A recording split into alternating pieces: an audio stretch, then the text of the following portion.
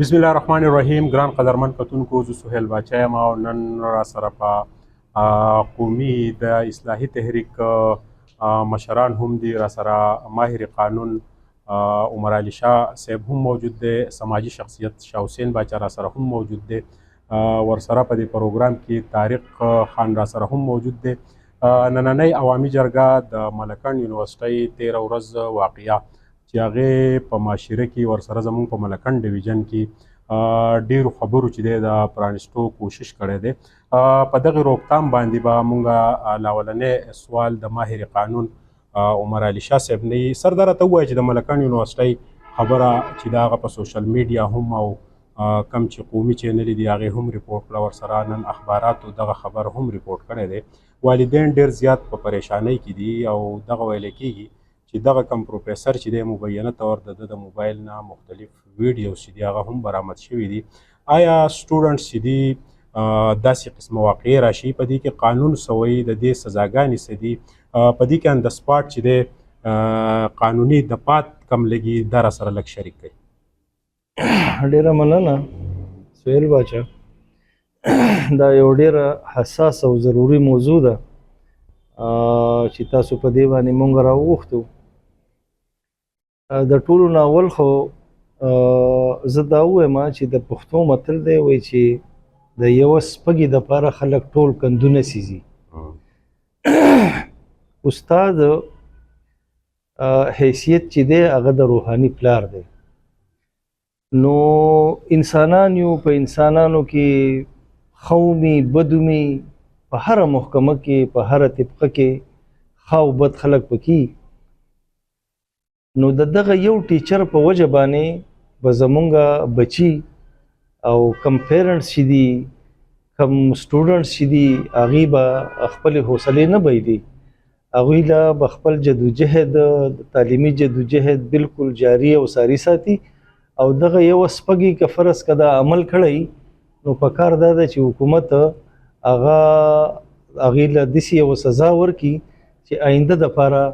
نور استادان او روحاني پلاران چې دي هغه د دې نه سبق والي. د کومې پورې چې د قانوني قانون خبره ده، نو اوس دا اف آی آر چې دی نو دا ما کتلی دی. په دې اف آی آر کې یو خو 506 دفعه لګېدلی دی چې هغه چاته دمکي ورکول دي، یا د قتل مقاتلې یا د دې قسمه دمکي ورکوي. دویم په دې کې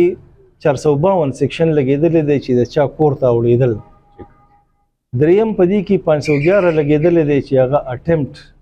دی یو قسمه. او بل په دې کې 365 بی سیکشن لګېدلی دی چې هغه د اغوا کوشش شوی دی. نو کیس په اف آی آر کې خو اف آی آر مقصد چې دی فرست انفارمیشن ریپورټ دی ته وایي اف آی آر ته. اوس فرست انفارمیشن ریپورټ دا د هر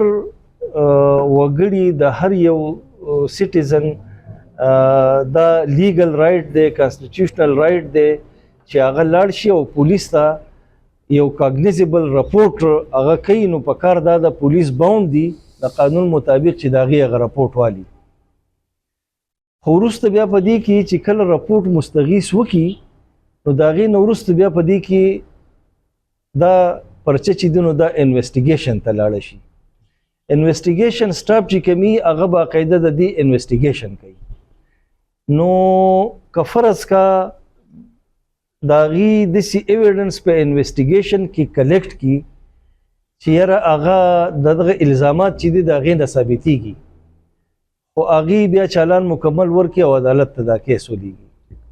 ادروایز که فرض که هغې ایویډنس کلیکټ نه کړي، نو په هغه صورت کې بیا د چا خلاف چې رپورټ شوی، نو دا د پولیس سره پاور چې هغه د 169 سی آر پي سي د لاندې عدالت ته سفارش وکړي چې دی تاسو له دې الزاماتو نه مبرا کوي. او بیا چې دا رپورټ چا کړی، نو د 182 د لاندې هغه سزا کېدی هم شي چې څوک حکومتي مشندري پولیس په غلطه باندې په حرکت کې راولي، هغوی ته یو غلط رپورټ وکړي، نو په هغه صورت کې بیا د هغه مستغیث خلاف 182 هم لګېدی شي. نو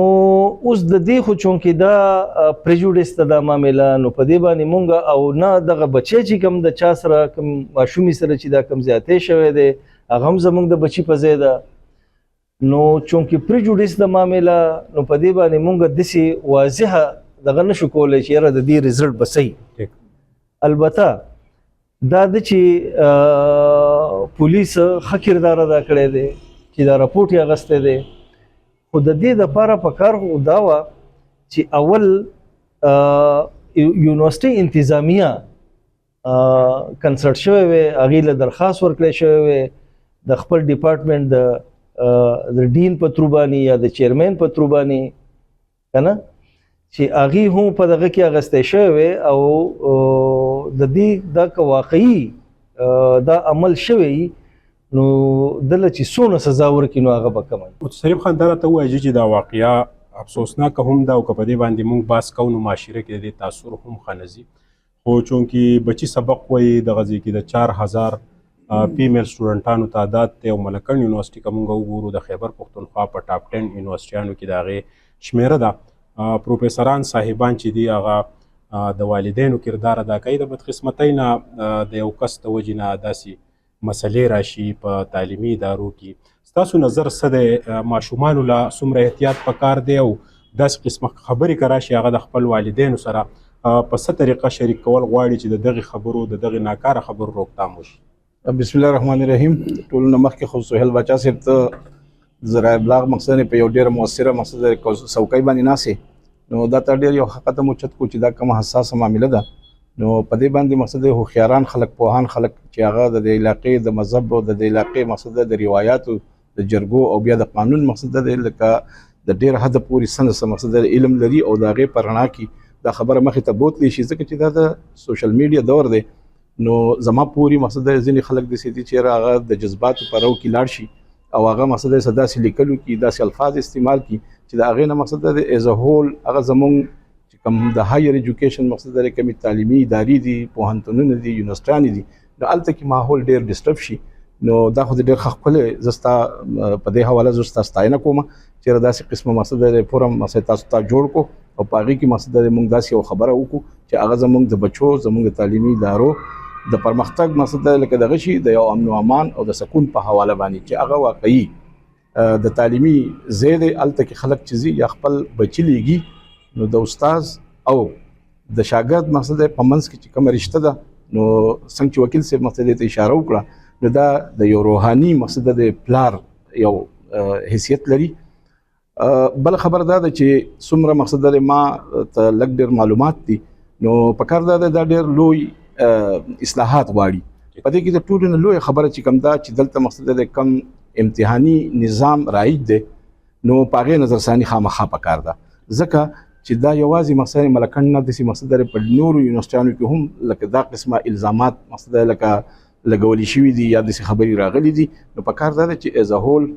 د قوم په حیث باندې مقصد چې موږ حکومت وخت هم دا خبره کوو چې داسې ونه شي دلته خو بهرحال څه خبره داسې ده چې یونیورسټي یو ډېره لویه اداره وي هلته کې وایس چانسلر وي هلته کې مقصد مختلف فیکلټیز وي ډپارټمنټس وي د هغو مقصد خپل د هر حواله باندې که په هغه په اخلاقي لیول که هغه په ټیچینګ لیول که په هر حواله هلته کې خپل اس او پیز خپل رولز نو که فرض کو دغه سیزونه مقصد پالو شي زما په خپل خیال باندې چې داسې قسمه قصې چې دي د دې به نوبت نه راځي. بل دوه سیزونه چې دي چې هغه یو انتظامی حواله باندې دی چې وایس چانسلر چې دی هغه مقصد د چې په دې وخت کې خو لکه داسې ده د دې نه مخکې به داسې وایي چې دا به د ګورنر سره لکه اختیار به چانسلر خو دلته په صوبه کې اوس صوبایي حکومت چې کوم دی نو هغه وزیر اعلی ته خپل دغه اختیارات راوړي دي نو د وزیر اعلی د صوبې چیف ایگزیکټیو دی دا هغه دومره مقصد ده چې دغه دي انګیجمنټس دي دومره مصروف دی چې هغه اندازه دا لګي چې هغه دې ته دونه ټایم نشي ورکولی نو موږ دا نه وایو موږ دا وایو چې دا تعلیمي ادارې دا زموږ دي دا زموږ خویندې میندې دي زموږ بچي دي نو پکار دا ده چې په دې حواله باندې څومره ماهرین دي که هغه هایر ایجوکیشن دی که هغه مثلا صوبایي حکومت دی او دا کومه واقعیت چې شوي ده لکه څنګه چې مقصد دی وکیل صاحب اشاره وکړه نو دا نه ده چې یو کس چې کوم دی د هغه داسې یو حرکت وشو نو د ټول استادان خراب دي استادان قابل احترام دي او زما خو دا یقین دی چې د استاد مثلا رتبه د حیثیت ډېر لوی دی نو موږ دا امید ساتو چې صوبایي حکومت او د ټولو یونیورسيټانو چې څومره دي هغه دې دا مسله سیریس واخلي او چې دا کم د امتحاني نظام دی او د دې نه زیات مثلا خدشات دي چې کم د نمبرو مسله ورکېدل دي نو په دې د حالاتو د تقاضو مطابق چې کم دی چې دا قسم حالات مزید ناراضي او زموږ تعلیمي نظام چې دی هغه سموتلی روان شي نو دوی په دې باندې ریویو وکړي او دا امتحاني سیستم چې دی په دې مسله نظرثاني مزید وکړي چې لکه دا قسمه حالات مزید مسله لکه ناراضي شاوسین بچا دره ته وایي چې دلته زموږ د سب ډیویژن په ریکورډ کې هم د فیمیل سټوډنټانو ګرلز ډیګري کالج دی یا نور سکولونه دي دا ګاډي چې کوم مومنټ کوي ماشومان سحر راچوتای دغه ګاډو کې څومره احتیاط پکار دی د خپل بچو سره دوی چې کله د تعلیمي ادارو نه واپس راشي د والدینو کردار تاسو صحیح نه چې دغه خپل بچي د سره فرندلی ماحول جوړ کړي د دوی نه پوښتنه وکړي چې یاره تاسو ته خو څه مسله نه ده راغلي نو دا به څنګه کوو دغه ماحول دپاره ستاسو څه نظر دی چې د خپلو بچو سره موږ نږدې شو او داسې قسمه خبرې هغه زموږ غوږونو ته راورسوي بسم الله الرحمن الرحیم سهیل باچا ډېره مننه دا نننۍ موضوع چې کوم دا نو مال ډېر زیات افسوس راشي چې هم چې په دې باندې سره ډو بس کېدی نه او دا هم په دغه ځای کې ختم شوی وي خو تاسو پکې اوس دا خبر هم وکړه نو بالکل دلته کې چې کوم ماحول دی د سټوډنټانو ماشومان دي اکثر په دې ګاډو پورې نښتي د هغې څوک تپوس نه کوي او زه به دا ووایم چې د بچو سره بالکل فرینډلی ماحول پکاري هغه کېنول پکاري د سکول نه راشي د تپوس په ښکلې طریقه د نه تپوس وشي لکه اوس چې دا کم ماحول لا کم په دې علاقه کې زه خبرې اورم هر سړي په مخ باندې د خفګان او د غصې هغه صادر خور دی دا کوم واقع چې شوی زه په دې باندې باسو کومه د کمی خبرې چې تا وکړې هغه په خپل ځای دي او د استاد بدنامي وشوله نو استاد چې دا روحاني پلار دی استاد دا یو داسې رشته د شاګرد د استاد څنګه چې د مور او د پلاري نو د دې یو کس په وجه باندې استاد بدنامول مونږ له نری پکار زه د عوامو ته دا وایم چې هغه غلطي وکړله او ټول استادان بدنامول نه دي پکارو او مونږ لا حوصله پکار ده څنګه چې زموږ عمر علي شاه صاحب خبرو کړه وکیل صاحب چې موږ له پکار جوړه خپل حوصله برابر ساتو او خپل تعلیم چې دا کنټینیو ساتو دا ژوند د بدی کې دا راځي خو حکومت له صوبایي حکومت له پکار ده چې دیلا داسې انکوایري وشي د انکوایري نه ورسته به داسې عبرتناک سزا دل ورکړي شي چې نیکسټ ټایم په داسې حرکت څوک نه کوي او بل زمور پلاتم دا ویما چې تاسو بچو باندې دا زور مراولای کړه ته دومره نمبر یې واخله که دوره نمبر دی وانه غستې نو داس چل بو شي هغه چل بو شي نو نن دغه نتیجه تاسو وګورئ چې ماشوم اکثر چې نمبر یې کم واخلي نو د ډېر وخت په تاسو لیدلی چې اکثر خودکشي وکي یا پکې درسه دا کوم واقعیت چې اوس شوی دی په یونیورسيټي کې نو دا په دې کې زموږ غلطیاں دي دا زور په ماشوم باندې راوستل نه دی پکارو او دا کم واقع چې شوی دا نو زه ډېر زیات مذمت کوم او زه د خپل صوبایي حکومت نه دا غوښتنه کوم چې د انکوایري نه وروسته دی دله داسې عبرتناکه سزا ورکړي چې آینده لپاره څوک داسې عمل نه کوي ولې چې په دې باندې زموږ وطن زموږ قام زموږ د صوبه زموږ پوره وطن په دې باندې بدنام شو او بدناميږي نو داسې هر هغه څوک چې داسې یو جرم وکړي نو دغه د جرم سزا چې دا نو هغه میلاوېدل ضروري دي کله چې مجرم تر جرم سزا میلاو نشي نو جرایم نور هم سیوا کیږي مهرباني تاریخ اندره ته وایي چې ملکن یونیورسيټي باندې باس ته او دغه رنګ نن زما مخې ته خبر راغلی چې یاره که تاسو وګورئ سوات یونیورسيټي چې دا هغه مبینه طور هم داسې سوالونه اوچتېږي واقعیات ریپورټ شوي دي داسې په نورو ځایونو کې ریپورټ شوي دي مونږ خپل بچو لا داسې څه شعور ورکولی شو چې هغه په معاشره کې د دې غلطو خلکو د نظرونو نه بچ پاتې شي ډیره مننه بچاجي د ټول ناول خو به دغه باندې به خفګان ظاهر کو ډیره غټه سانحه شوې ده لکه که په څونه درنو ټکو کې مونږ د دې غندنه کوو نو هغه ټکي مونږ نشو پوره کولی تاسو چې څنګه ووایئ نو ډیزایرز چې انسان په صحت روغي او دې په وجود برابر د ډیزایرز د هر چا یا د هلک د جنۍ هم وي خو ته به د هر شي روکتام کوې چې دې له به مثبت حل راوباسې نو مثبت حل خو دا دی حالانکه که تاسو وګورئ ډېرو خلکو ما اکثر وکتل وی کو ایجوکیشن نو کو ایجوکیشن ته زه بد نشم ویلی ولې د هغې وجه دا ده چې زه به خپل ارام شم تللی یم نو هلته هلک او جنۍ یو ځای برغ مونځ کوي خو امپروومنت پکار دی او طریقه کار دی لپاره دی بیا څنګه چې تاسو وې د وکیل صاحب زمونږ وې چې دا انوال سیستم کې دا سیمستر ختم کی نو د دې سره به د ډېر حد پورې دغه شي دغه روکتام موشي د نمبر چې ورکړي دغه پروفیسور چې دا نمبر ورکړي نو دا لالچ دی نو په لالچ په وجه باندې ډېر خلک اکثر کمزورتیا پکې راشي بل تاسو فرندلی ماحول د بچو سره پکار دی دنه تو تپوسو کا چې یاره بچی ته تکلیف څه دی تو څه کولی شي تا ته څه ضرورت څه دي بیا ماشومان چېرته دې ته مه انکریج کوه چې تو د چا سره کمپیریزن یا کمپټیشن دې ته مزه الله پاک دا ټول مخلوق جدا جدا پیدا کړی دی د یو مور نه پیدا د یو شانتي خواهشات د بل شان خواهشات یو شان خوې کوي بل شان خوې کوي نو زه دا ویما چې استاد څنګه چې د مشرانو زمانه مخکې ووی چې دا روحاني پلار دی نو په دې کې مونږ به استاد نه بدنامو په دې کې به مونږ یو خبیث انسان بدنام کو او خباثت په هر چا کې دا داسې نه چې یاره یوازې په استاد کې دا په هر پیشه کې راتلی شي په هر قوم کې راتلی شي د یو کس لپاره به ټول سوسایټي یا ټوله قبیله یا ټول فرم سړی نشي بدنامولی خو دغه امپروومنټ به کوو چې په خپلو بچو به نظر ساتو بیا زه دا ویمه که د ډېر حده پورې په د یونیورسټۍ کې د سیاسي تنظیمونه فعال وي نو دونه وي چې لکه د یو شي دپاره الټرنیټ یي د زور د کمیدو دپاره دلته خو سیاسي تنظیمونه ختم کړي دي نو وی سي یا پروفیسر وایي چې زو عالم زمانه تپوس څوک نشته دی نو چې د ده سره په دغه کې دا سیاسي تنظیمونه نو دوی ته ټایم په ټایم هغه په کینټین کې او په د لایبررۍ کې د یو بل سره میلاویږي نو فرینډلي وي ټول سټوډنټان نو خو ته ډېر ایزیلی خپل یو فریاد کمیونیکیټ کولی شي چې ما ته تکلیف څه دی نو هغه به زم چې ډېر په احسن طریقې نو زما یو ریکویسټ دی صوبایي حکومت ته بلکې ټول پاکستان ته وفاقي حکومت ته چې کاینډلي د سیاسي تنظیمونه فعال کړي د هغې وجه دا ده چې مونږ د کالج یونیورسټۍ نه یوازې ډاکټر انجینیر کمپاوډر نرس دا نه وباسو د دې نه مونږ سیاسي لیډران هم وباسو نو چې دغه ګرومینګ وشي نو هغه به راوځي او الګ جنۍ تعلیم ما یو کس کتو پوسټ نو زه د دې په حق کې نه یم چې دوی چې کو ایجوکیشن دونه میټر نه کوي تو ځان برابر کا بیا به حیثیت مسلمان به حیثیت پښتون مونږ وایو چې یاره مونږ ډېر غیرتیان یو مونږ ډېر حیادار یو نو دغه په ځان باندې اپلای کوي دا امپلیمنټ کوي په ځان باندې چې زه غیرتي یم زما ایمان ښه دی په ځان کې حیا راولئ سم دم ماحول دی او سمه دمه دنیا ده مننه مراد شاه صاحب خبرې په نننۍ جرګه کې ډېرې مهم مخې ته رالې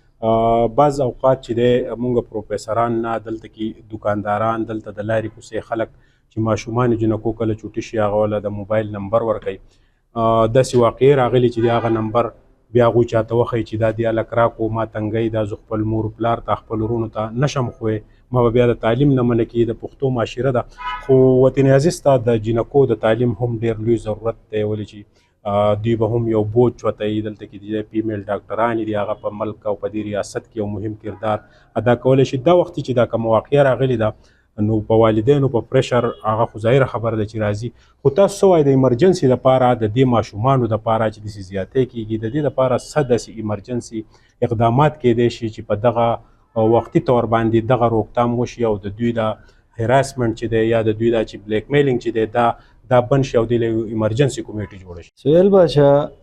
پښتو کې خلک متل کوي وایي چې زی نو ابازوله به راځي د ټولو نه مهمه مسله چې کومه ده هغه په دې کې پیرنټس کردار ادا کولی شي پیرنټس زمونږ په پښتنه معاشره کې زمونږ بدبختي دا ده یو خو مونږ هر څوک پیټي په سر راغستی یو پلاره جس سحر وځي ماسخوتن راځي او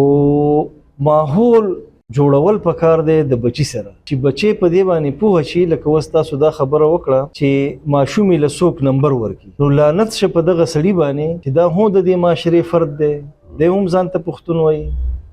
دی هم ځان ته مسلمان وایي او چې دی داسې یو غلط حرکت کوي نو اول خو لعنت په هغه باندې پکار دی چې هغه په خپل عمل باندې نظرثاني وکړي بیا دغه سړی چې دا څوک دغه عمل کوي نو دی به هم د چا بچی دی به هم د چا رشته داري دی به هم خور لري دی به هم مور لري نو هر یو فرد چې کله په خپل ګریوان کې سوچ وکړو او د بل بچی ته د خپل بچی په نظر باندې وکړه او د بل خور ته د خپل خور په نظر باندې وکړه نو بیا به د دې معاشرې نه دا قسمه جرایم چې دي نو دا به ختمیږي خو په دې کې به ټایم لګي دا کیږي خو د دې هر څه باوجود به مونږ همت نه بیلو نن سبا د زیات ضرورت چې دی ګوره د ماشومې یا د جنۍ تعلیم چې دی دا دیته په ایجوکیشن کې د مور غیږه چې کومه ده کنه تعلیم یافته مور چې دا خپل بچی چې دی هغه د دې د معاشرې یو ښه فرد تی جوړولی شي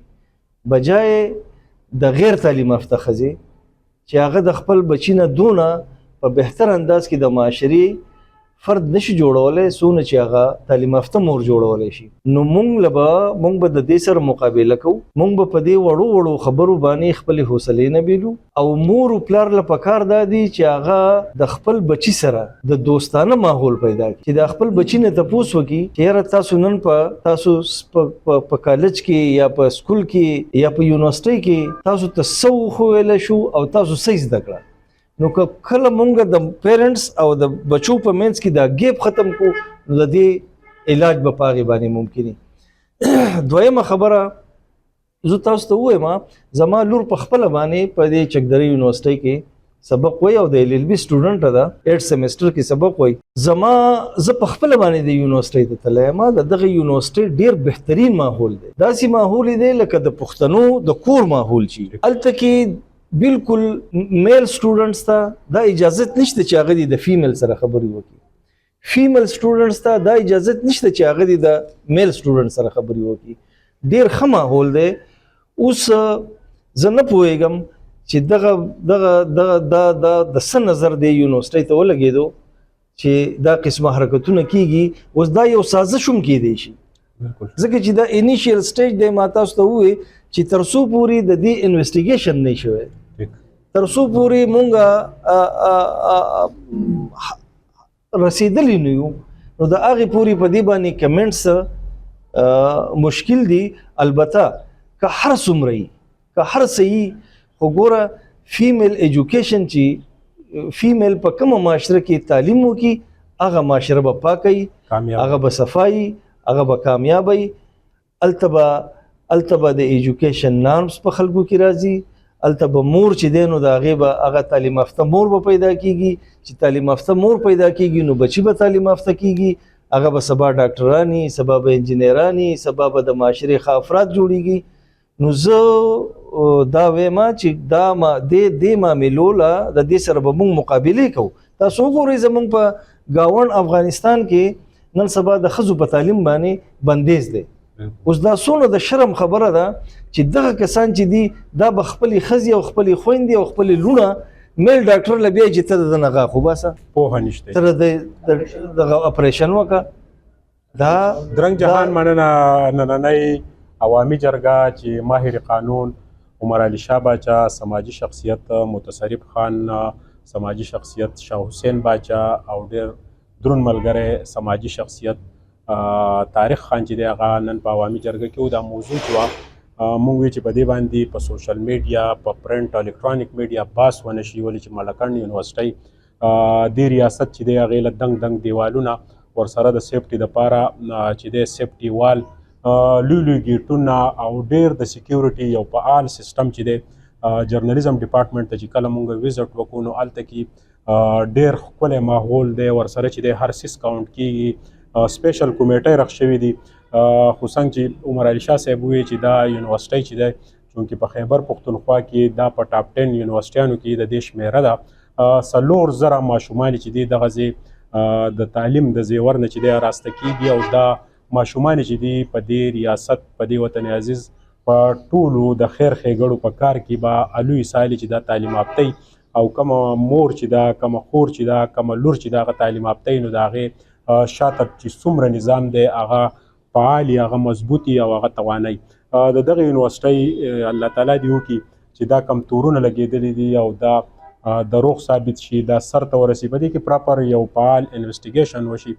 د دوبۍ او د قطر د دغه قانون یا د اماراتو چې کله تاسو فیمیل لا تصویر وباسئ او هغه په هغې باندې بد وګڼي نو یو د 999 ټلیفون چې هغه پری اپ کاسټ د هغې د موبایل نه کېږي په 3 منټه کې د هغه ځای شرطه یا قانون چې دی هغه ان د سپاټ حاضر شي او د هغه کس خلاف کارروایي وکړي 40,000 درهمه جرمانه ولګي او د ملا تیر ولمات کې بیا څوک دا جرأت نه کوي چې دغه شانتي غلطیانې وکړي په دې وطن عزیز کې چې موږ کوم خلک منتخب کړی دی په ووټ باندې د بدقسمتۍ نه هغه موږ لیږو قانون سازۍ له، خو هغوی قانونونه کم او د خپلو رشته دارو د مال د بینک بیلنس او د بهر ملک محلونو باندې زیات فوکس کوي. ما سهیل باچا له راکړه اجازت، د الله په امان.